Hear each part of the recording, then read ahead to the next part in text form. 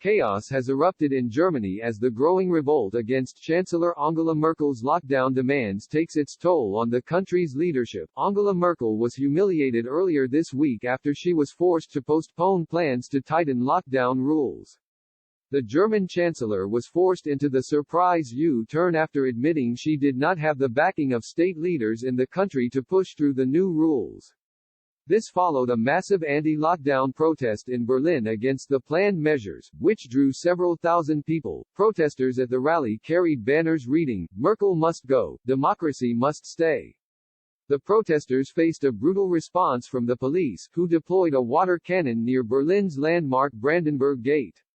The police also detained several people when the crowd refused to disperse, prompting protesters to retaliate by throwing bottles and setting off smoke bombs. Barricades were set up to prevent protesters from storming the Bundestag, after a police issued a warning about possible attacks on the parliamentary building. Angela Merkel said after the meeting with state leaders, "I could have imagined imposing further contact restrictions today, but there was no majority for that." The German government was forced to drop plans to make mask wearing compulsory in schools, reduce class sizes and limit social contact to one household or friend. The Chancellor had also wanted to ban any kind of party until Christmas Eve but was blocked following pressure from state leaders wary of the economic cost.